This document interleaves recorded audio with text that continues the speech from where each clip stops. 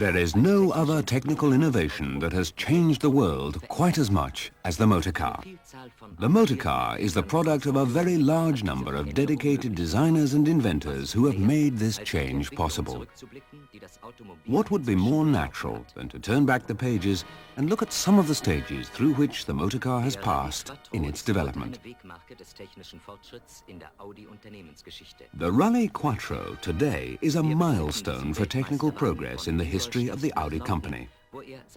Let's accompany this world beater from Ingolstadt to Norden, where it's going to end its days in a collection belonging to a motor enthusiast.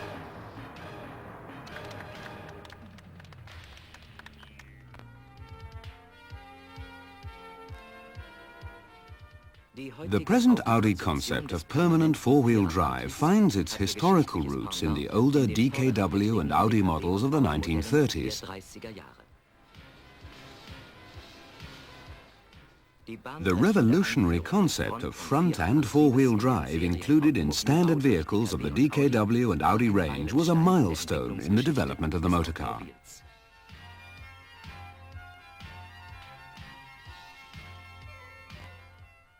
A quick glance at the history behind the famous four rings will show how much tradition lies behind Audi's current technical standards.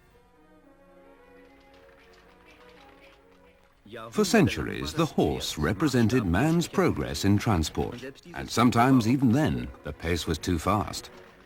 The horse was the motive power. His place was clearly at the front.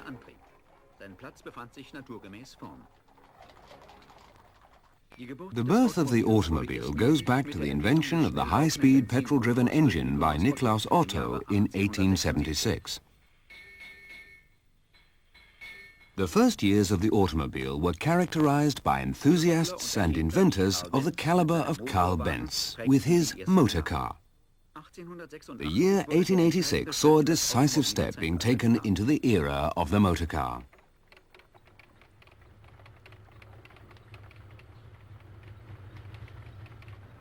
The bicycle manufacturers NSU designed and manufactured the frame for Daimler's steel-wheeled car in 1889. August Horch, initially an employee of the Benz company, soon went his own way and started to design cars. Horch's designs, such as the engine at the front, the cardan shaft, and the introduction of herringbone gearing, gave a much-needed boost to automobile engineering in Germany in the early years.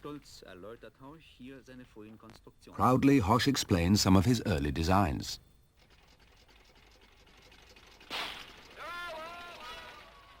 Cars had barely appeared on the scene when the urge to race emerged.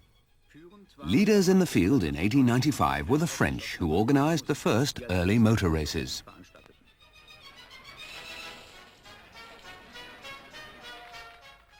On the other hand, in Imperial Germany, the interest of the ruling classes turned to motor racing around the start of the century.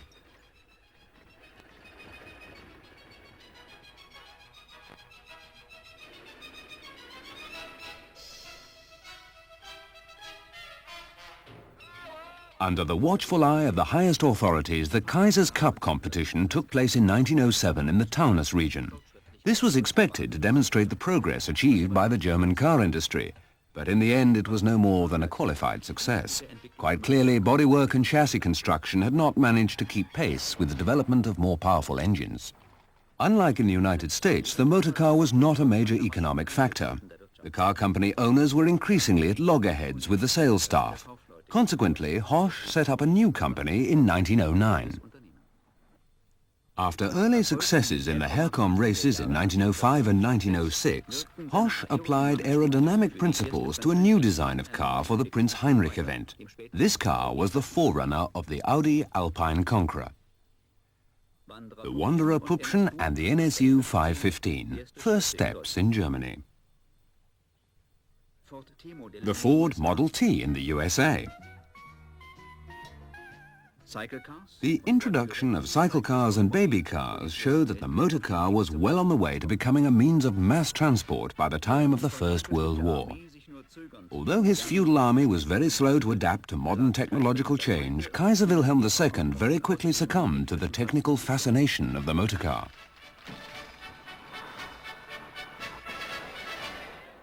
The motor car achieves worldwide notoriety. The First World War started with the assassination at Sarajevo.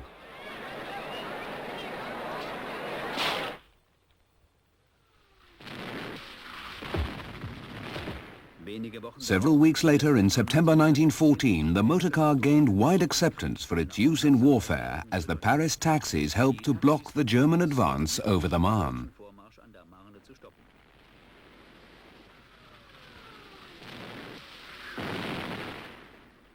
The tank and the armed aircraft saw the emergence of completely new theatres of armed warfare.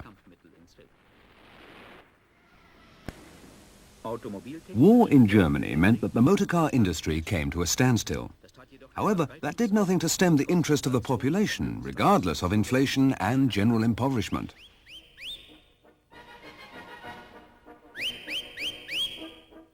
Berlin dances again. Entertainment, pulsating life, and the motor car.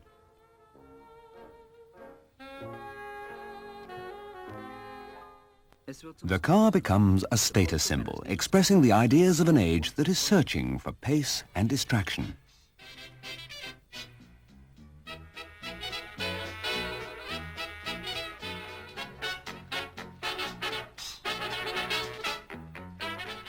Politically, the years after 1925 start to hot up in the Weimar Republic, as both stability and the economy are subject to growing pressure.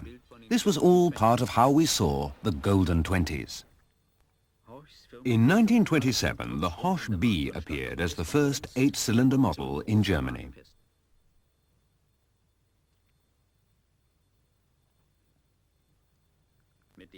This inline engine, aimed at smooth and sophisticated performance, established the company's reputation as leaders in the luxury market.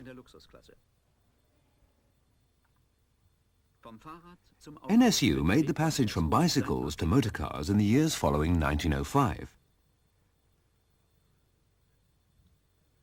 After early successes in the Prince Heinrich races in the pre-war years, the 6-cylinder compressor racing car continued this sporting line during the 20s on the Avus. After a 10-year break, Werner wins the Targa Florio again for Germany. The dawning of a major epoch in the history of motor racing begins with the transplantation of the compressor engine from aircraft into racing cars. This engine is also victorious at the English Brooklands racing track.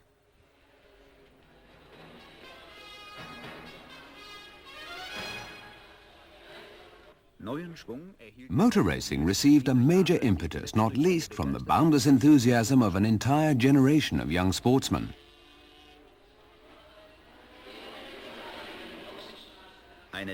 A far-reaching structural crisis means that in the 1920s, German companies had to switch to American-style assembly line production. NSU, Wanderer, Hosch and DKW had all switched to the assembly line system by 1926. Production costs start to fall and productivity starts to rise. By 1929, Hosch has increased its daily production to 15 cars.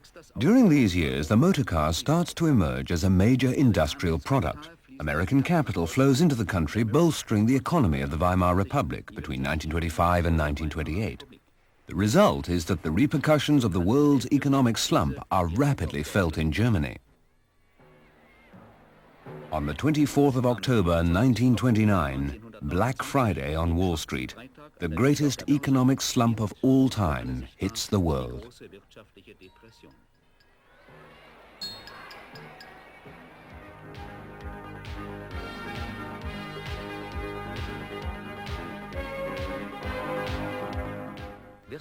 Mass economic misery like that of the 1920s is now a thing of the past as far as most people are concerned. Today's young people reserve their enthusiasm for dreams that are very attainable.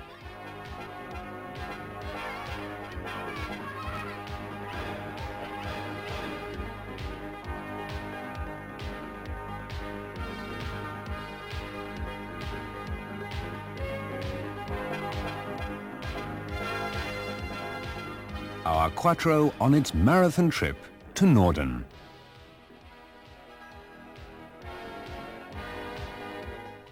Unser Quattro geht auf seine große Fahrt nach Norden.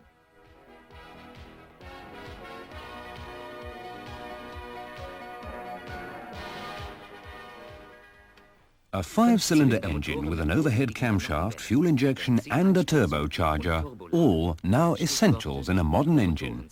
And in addition, a negative roll radius, a double-link rear axle and, above all, four-wheel drive. All of these emphasize Audi's leading position today in the larger, medium-sized category. Audi's achievements in the field of automotive engineering can be traced back to the histories of Horsch and Wanderer and even to DKW and NSU. The DKW F1 made its debut at the International Motor Show at Berlin in 1931. The combination of the two-stroke engine developed by DKW in the 1920s and the front-wheel drive system proved to be a sensation. Jürgen Skafter Rasmussen, the founder of the company, made a lasting impression on the history of technology with his two-stroke engine. This design turned DKW into one of the leading manufacturers of motorcycles in the world. Annual production 43,000 units in 1928. During the 1930s, under Karl Hahn and Richard Brunn, DKW scaled new heights, establishing Germany as a world leader in automotive engineering. The cost-effective lightweight construction pointed the way to designs for future mass-produced cars for the people.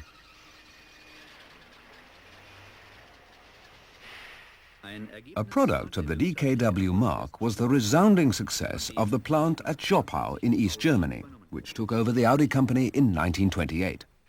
This was the start of the trend towards the creation of much larger car companies, which culminated in 1931 and 32 with the merger of Audi, DKW, Horsch and Wanderer into the Auto Union.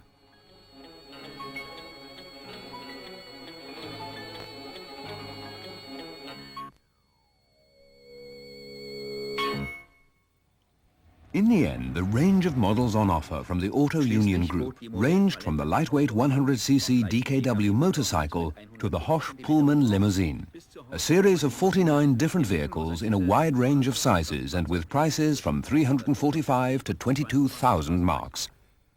On the basis of its success in the small and medium car sectors, the Auto Union managed to establish itself as a leading manufacturer of luxury cars.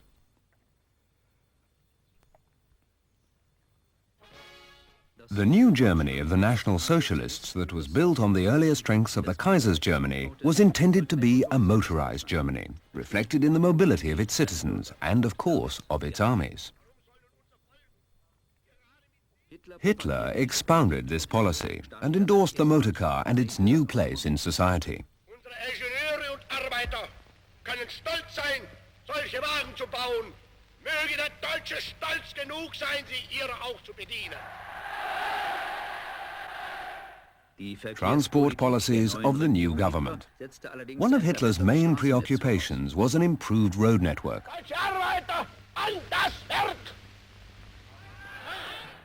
Construction of the country's network of motorways could at last begin. In addition to its original function of boosting National Socialist propaganda, the new national road network played a large part in expanding car production. The industry received a new impetus from the aerodynamics used in the aircraft industry, seen here in the Rumpler-Pfopfenwagen from 1921. Cars were now capable of achieving very high speeds. More research was carried out on the external lines of cars and, as seen here, successfully tested on Audi chassis in 1923.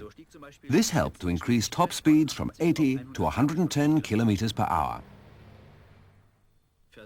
Tests like those carried out by Professor Kalm resulted in enhanced aerodynamics in vehicle design. Streamlined models were certainly dream cars, but everyone at the time dreamt of having his own car. Autofahren, Autofahren ist die größte Schwäche jeder kleinen Frau. Und es träumen alle Mädchen heute schon von einem Führerschein. Hallo, du süße Frau, fahr nicht allein, es könnte sein, du steuerst falsch und grad vorbei an deinem Glück. The dream was taking shape. The state decided to abolish road tax. In 1934, Ferdinand Porsche built 3 prototypes of the Porsche Type 32 for NSU. These were the forerunners of the later Volkswagen.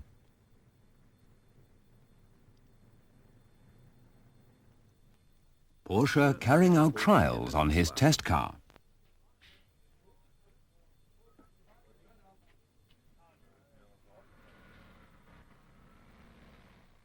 For political reasons, the Strength Through Joy movement took over the responsibility for the project. It undertook to produce the new model at a showroom price of less than 1,000 marks. Events like the annual International Motor Show in Berlin highlighted the motor car as part of the propaganda machinery of the Third Reich.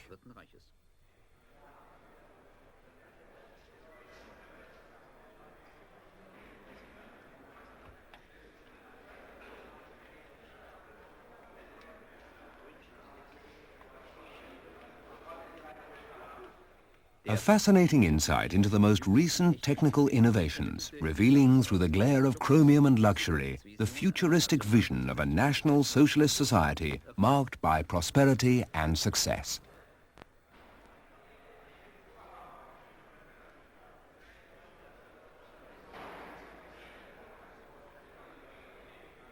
The DKW small car concept was without doubt at the forefront of the popular motoring movement with its eye-catching lines. Although its front-wheel drive, independently sprung chassis, wooden bodywork and 2-stroke engine adhered strictly to the policies of the day. As early as 1937 and 38, Auto Union conducted a wide program of research and development into crash testing. This even included the use of plastic bodywork sections. The DKW front-wheel drive model soon became a people's car, and up to 1940 a total of some 264,000 models with its predominantly wooden bodywork had been sold.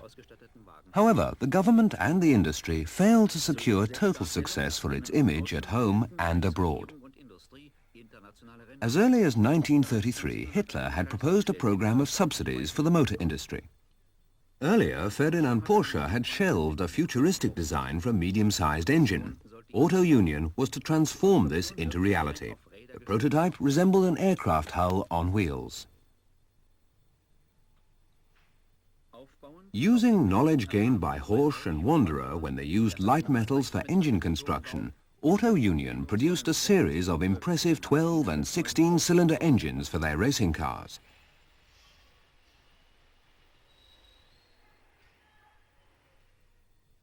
The mighty torque from this engine was transmitted to the ground through a universal joint cross-shafted axle.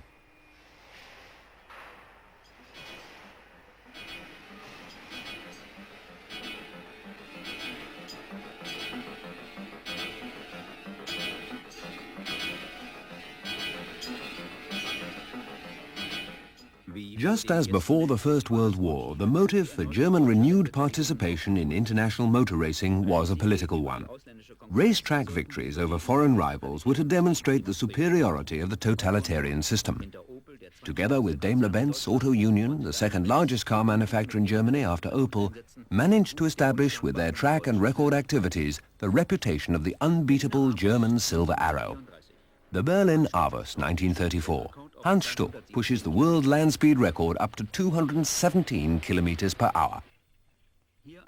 This is an early and completely unknown streamlined version, making a record attempt in Lucca in Italy.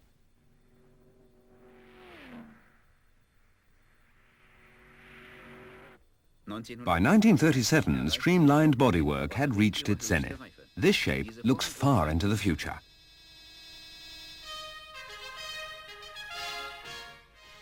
The entry of the gladiators. The ongoing battles on the racetrack between Daimler-Benz and Auto Union fired the imagination of millions in 1939.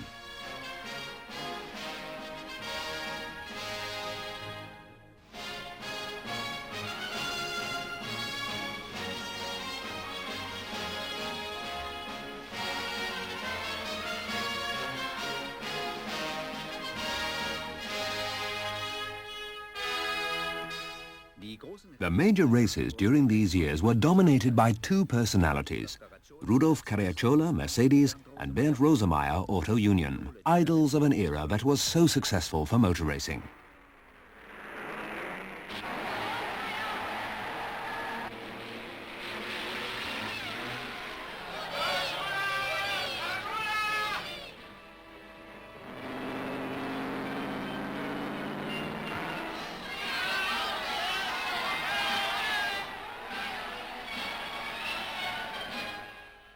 Rosemeyer had raced motorcycles for NSU and was the first to gain success for the Auto Union medium-sized racing car. His spectacular triumphs during the 1930s made him the darling of a whole generation of motor racing enthusiasts. But in early 1938, Rosemeyer crashed and was killed. The racing victories of Auto Union are legion. From Cape Town to New York and from Tripoli to Donington Park, an endless succession of first prizes. One thing that is quite certain is that the successes of Nuvolari, Caracciola, Stuck and von Brauchitsch were to have the positive effect of increasing Germany's standing in the world and improving her exports and balance of payments.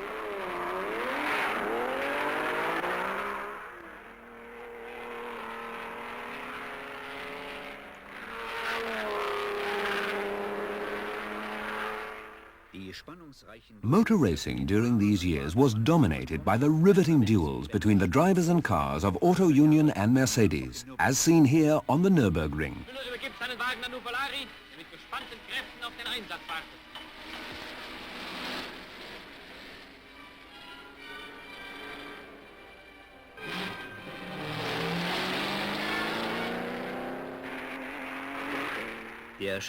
The shadow of impending war is cast over the racing scene, which has so far remained untouched by current events.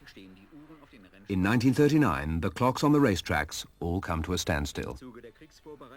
As part of its war preparations, the military were quick to descend on the car industry in Saxony, Horch and Wanderer in particular.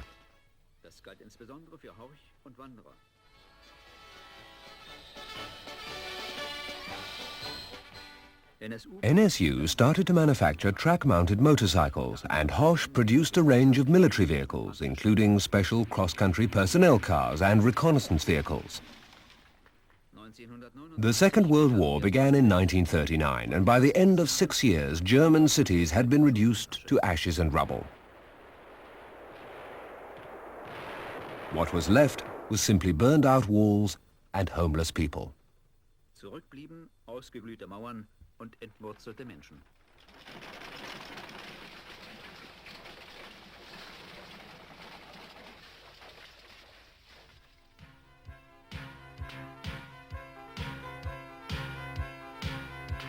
The car is a major phenomenon of our time. From being an expensive toy for the rich and powerful, the car has now become an essential part of our everyday lives.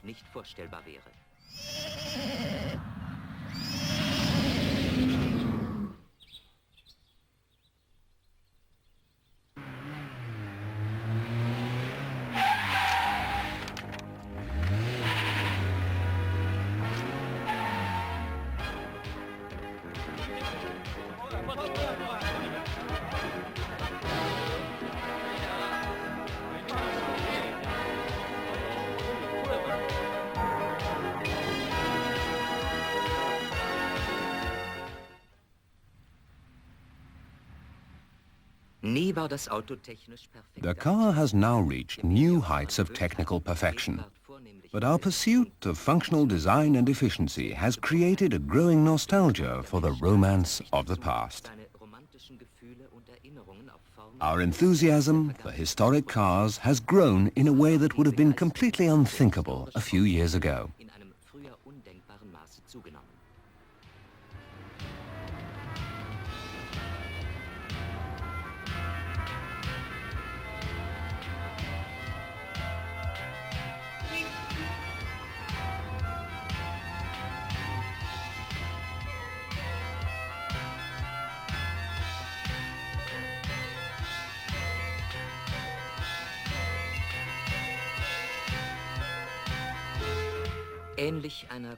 Like an art collection, a collection of cars gives us an insight into the way of life, the style of the time, and the cultural aspirations of forgotten decades.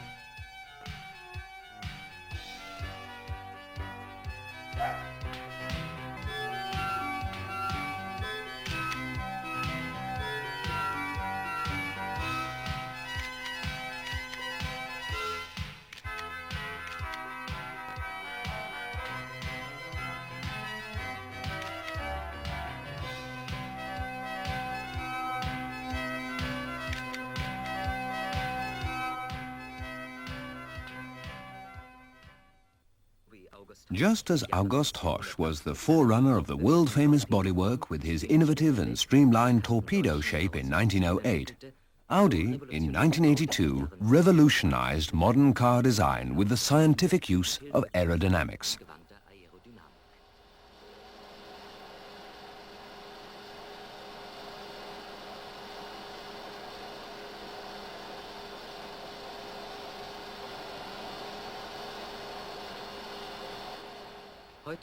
Nowadays, the production line is characterized by a series of predominantly mechanized and automated manufacturing processes.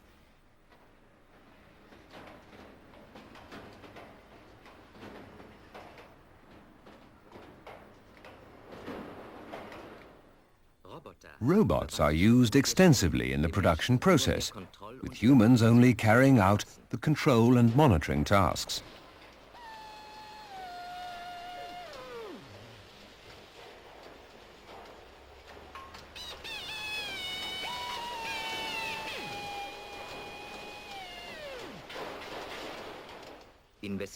Capital investment of more than 500 million marks in production equipment and major decisions such as the introduction of the fully galvanized car body in 1985 now underpin Audi's claim to be the innovative car manufacturer of the moment.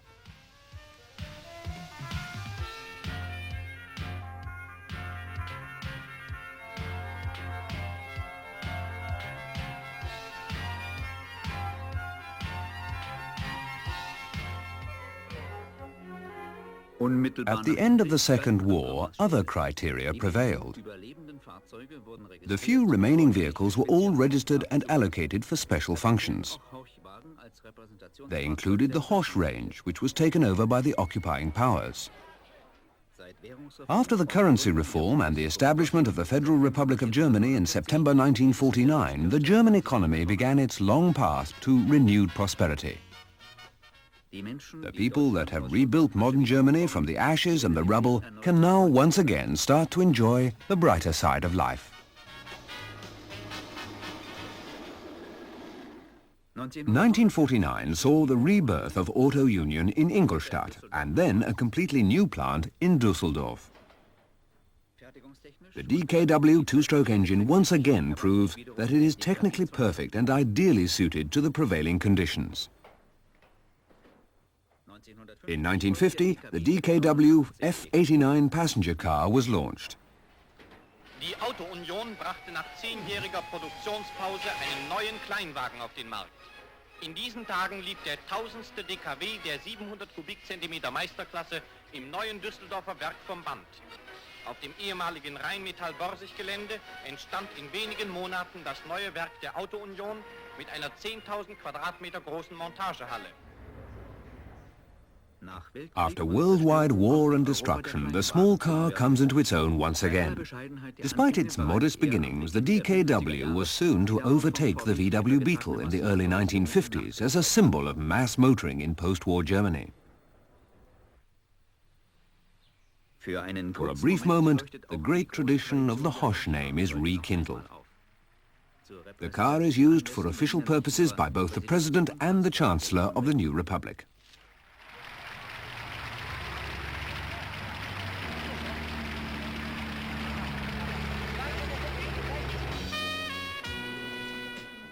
Germany is in the spotlight once again. At the Berlin Film Galas, international film stars are to be seen by the score. And international motor shows make a sparkling comeback too.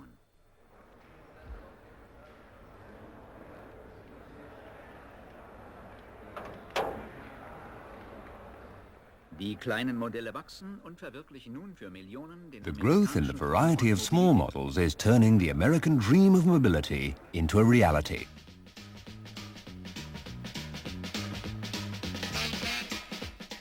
The motor industry also benefits from the mighty growth rate of the entire economy. 1953 saw the production of 500,000 cars in the Federal Republic. In 1960, Auto Union reached an all-time record production figure of over 126,000 cars. Exports are built up once again and assembly plants are constructed in Brazil and in other countries. The DKW 3x6 and 1000 models are not only very popular family cars, but continue to be successful right through the 1960s on the international racetracks and rallies, such as Monte Carlo and Acropolis.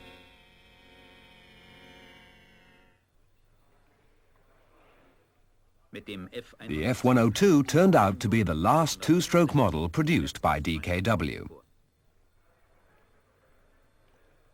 In September 1965, the new Audi appeared on the scene with a 72-horsepower medium-pressure engine. This was to be the Audi spearhead for the future. By 1955, NSU had become the world's largest manufacturer of motorcycles. This shows the result of a single day's production activities. Success followed success on the world's racetracks and record books.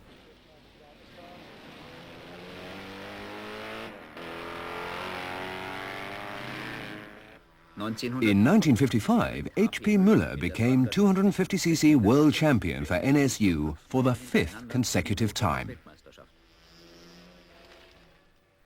The climax of the two-wheel racing era is reached.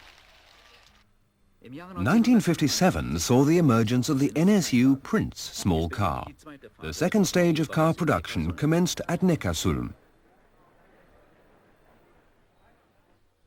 The NSU Spider was descended directly from the Prince series, and in 1964 became the first car to have the revolutionary rotary piston engine fitted as standard. In 1967, the RO80 made its mark. This had a two-stroke rotary piston engine which delivered 115 bhp. The innovative wedge shape of this car contains many design elements that are typical of later Audi bodywork. At the same time, the safety considerations that were so prominent in the 1960s were fully incorporated into the design of the RO80.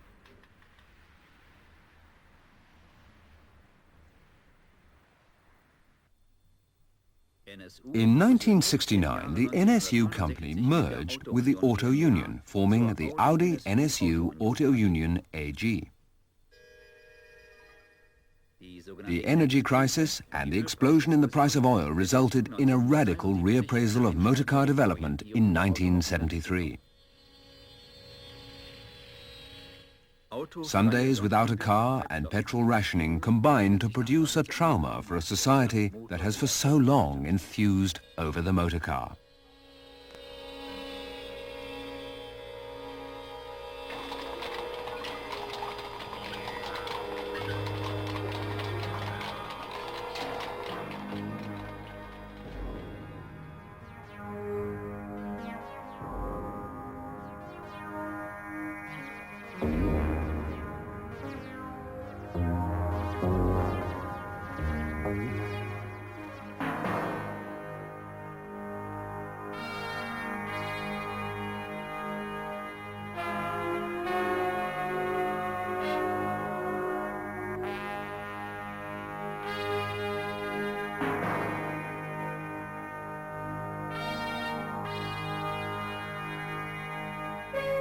The Audi Quattro is a worthy and successful descendant of the 1914 Alpine Victor and of the 1934 medium-pressure racing car.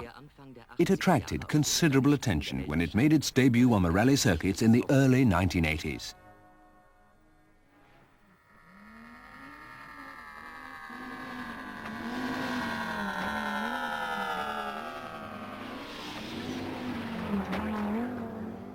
The permanent four-wheel drive system used for the first time here launched the use of the all-wheel drive shaft throughout Europe and Japan.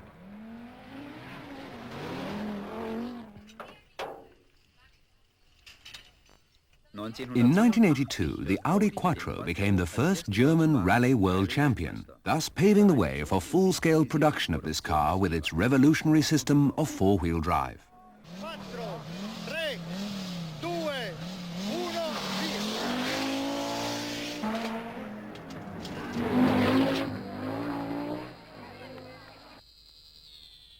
The wealth of experience gained on the world's racetracks went directly into the mass production technology at Audi.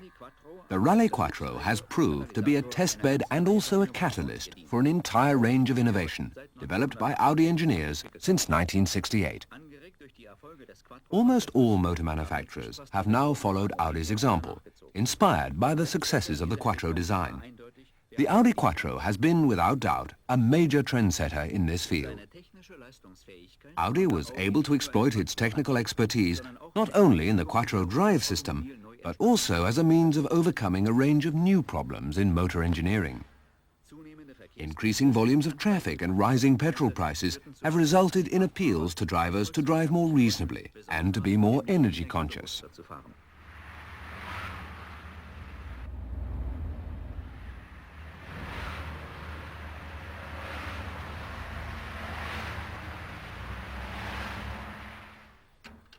The problem of fuel economy very quickly became a central design task.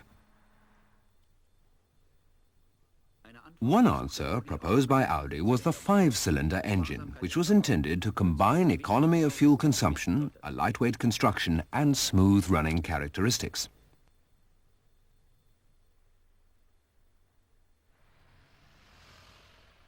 Industrial and car engine fumes pollute the environment. This was a fact that gradually became accepted in the early 1980s by a wide stratum of our society. Damage to our forests and urban smog gave birth to new political movements that lobbied for action by the state in the face of increasingly threatening conditions. A considerable amount of money has already been invested by the state to protect residents in urban areas from a new menace: traffic noise.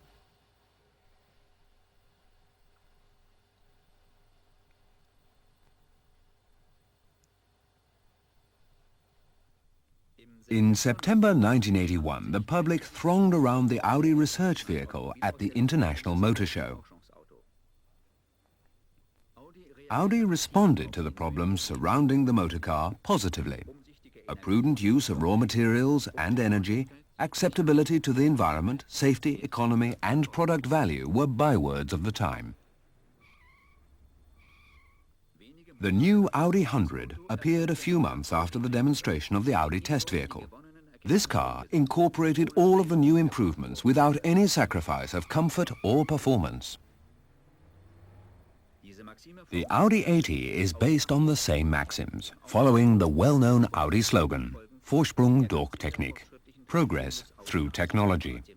The new Audi 80 follows hard on the heels of the 1972 Audi 80 and the Audi 50. With its new design and concentrated shape, the new Audi appears in its traditional role of vanguard of technical innovation. This is further confirmed by the introduction in this model of the new Pro-Con10 safety system.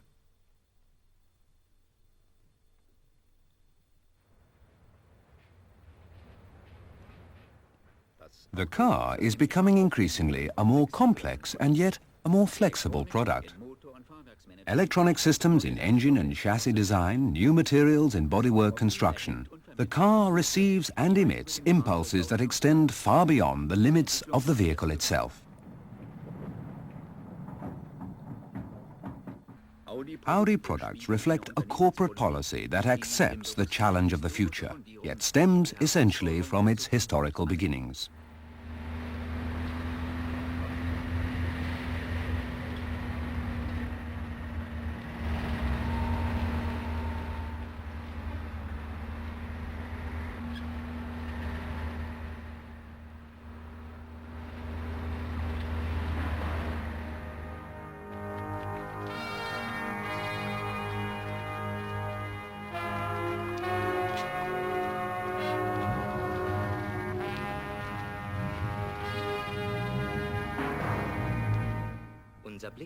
Our look backwards into the past has also given us an overview of the development of the motor car during its first 100 years.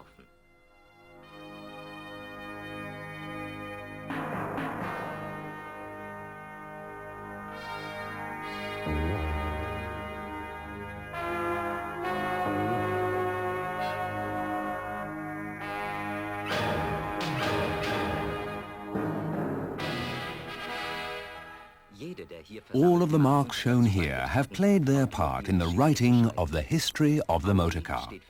The name Audi is synonymous with technical achievement. Without these 4 rings, the history of the motor car would be incomplete.